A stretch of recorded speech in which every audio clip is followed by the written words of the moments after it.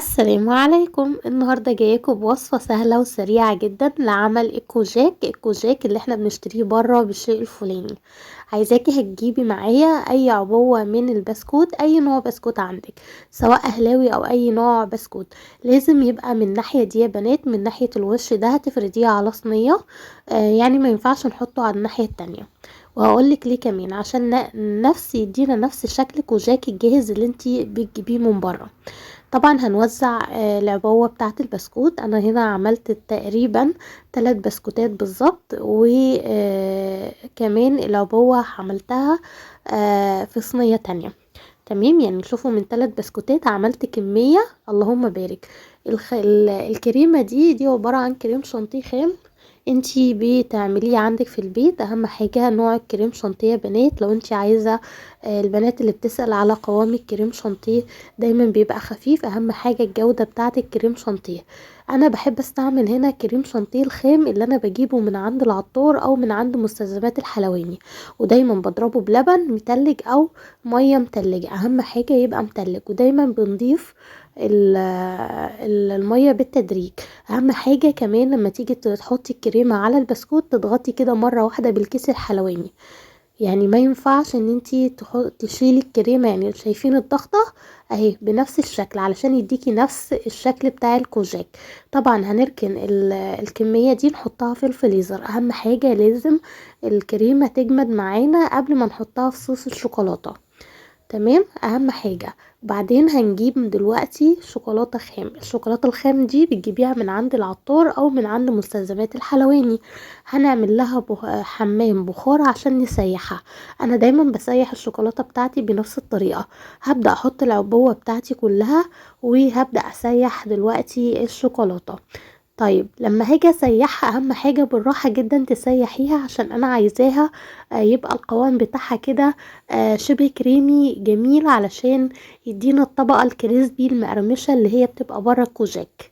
تمام، وهبدأ بعدين اول ما تيجي تسيح معايا الشوكولاتة كلها هبدأ احط معلقة من الزيت، وهبدأ اقلب كده كويس جدا. الزيت مهم جدا في الخطوة دي عشان يدينا اللمعة بتاعة الشوكولاتة من بره، وكمان بيخفف لي السمك بتاع الشوكولاتة. بدل ما يبقى هو تخين قوي بيخلي لي الزيت القوام بتاعها كده جميل، شبه كريمي كده سايل كده، حاجة جميلة جدا.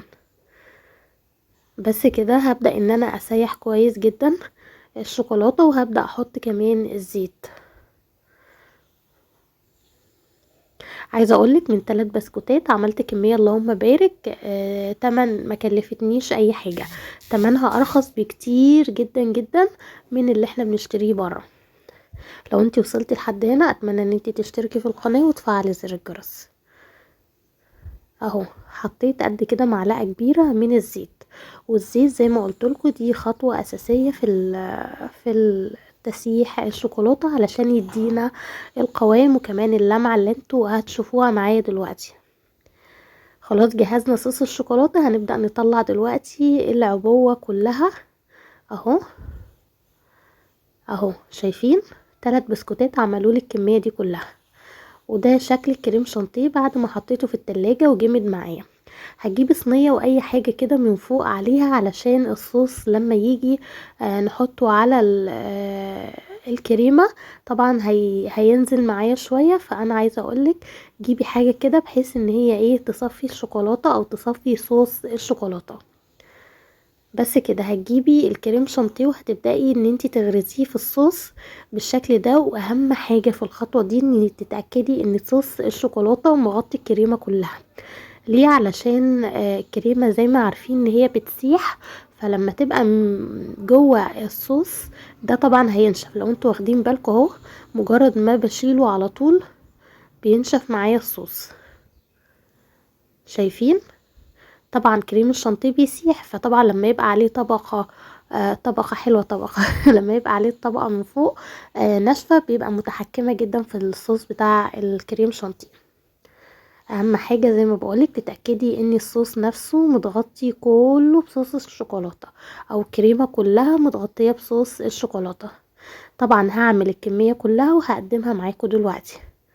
بصراحة كنت وقتها محتارة ان انا اقدمها باي طريقة، ولكن عايزة اقولك في اليوم ده الكوجاك ما عادش معايا يوم، يعني نفس اليوم اللي انا عملت فيه هو اللي خلص فيه بجد الكوجاك. الكوجاك حلوة جميلة وسريعة وسهلة ومش مكلفة خالص خالص خالص. انا الكريم شانتيه ده كان عندي في التلاجة، وكنت بصراحة محتارة اعمل بيه ايه، فقلت افكر بقى ايه ان انا اعمل حلوة اللي هي الكوجاك، وبالمرة ان انا اصورها معاكم. بس كده هعمل الكمية كلها وهقدمها معاكم. طبعا بعد ما بتحطيه في الصوص بتسيبيه كده في التلاجة. اهم حاجة تحطيه في التلاجة علشان تضمني ان هو يبقى ماسك نفسه. بس كده. بجد كانت العبوة كلها جميلة. طبعا دي مش كل العبوة، بوريكم اهو بعد ما اكلتها. شايفين؟ عايزة اقولك الطعم من جوه تحفة، والله احلى بجد من الجاهز. انا كل اللي دقوا عندي بيقولوا لي احلى جدا من الجاهز، لان انا جربت الجاهز وجبته كتير كمان عندي. شايفين الجمال؟ طبعا كنت محتاره اقدمه ازاي. اهو هبدا ان انا احطه في بتاعه التسالي دي، قلت هيديني شكل كده حلو، وبعدين ما عجبنيش الشكل رحت حولته في طبقين تقديم كده هتشوفوه معايا. والله العظيم يا بنات تجربوا تعملوا الوصفه دي مش هتندموا نهائي، لان بجد الوصفه مش مكلفه خالص ورخيصه جدا. بره بتجيبي العبوة او العلبة بيبقى حوالي فيها حاجة و20 قطعة او كده، بتبقى غالية جدا بحاجة و20 او حاجة و30 جنيه. الوصفة دي ما كلفتنيش الا تمن البسكوت. وطبعا بيبقى عندك كريم شانتيه في البيت، حتى لو مش عندك بتجيبي العبوة وبتكفي معاكي، ياما بتعملي منها وصفات كتير جدا. قومي يلا اعملي الكوجاك وصفة لاولادك هيفرحوا بيها جدا. ومش بس الاولاد، عايزه اقولك احنا كلنا والله العظيم فرحنا بيها وكمان انبسطنا جدا جدا بيها. شايفين؟ طبعا الصوص هنا كان خلص معايا، فقلت بقى ايه مش هيضر ناكلها بقى من غير صوص شوكولاته. شايفين الجمال؟ حاجه كده تبارك الله. والله العظيم بجد الوصفة جميلة. اتمنى لو انتي وصلت لحد هنا تضغطي اللايك وكمان تشتركي في القناة، واهم من ده كله ان انتي تشيري الفيديو لاكبر عدد ممكن من الناس. يعني تشيريه على الفيسبوك، على الانستا، على الصفحات الشخصية بتاعتك، على الواتساب. فاتمنى ان انتي تشيري الفيديو بجد، ده هيفيدني وهيساعدني كمان ان الفيديو بتاعي ينتشر جدا. شايفين الجمال؟ كمان بحاول اقرب لكم الصورة من قريب جدا. هبدأ كمان ان انا اوريكم الحاجة بالتفصيل. اهو زي ما شايفين ابتديت ان انا ارص الكوجاك بالطريقة دي. اهم حاجة كمان بعد ما بتخلصي خلاص العبوة دايما تحفظيه في التلاجة. يعني مينفعش ده الحلوة دي تبقى برا، لا حطيها في التلاجة الاحسن يعني. طبعا الكريمة مغطياها كلها اهو، فبالتالي الكريمة ولا سايحة ولا اي حاجة خالص. يلا بقى استودعكم الله، استنوني في فيديو جديد. مع الف سلامة يا احلى ناس في الدنيا. باي باي.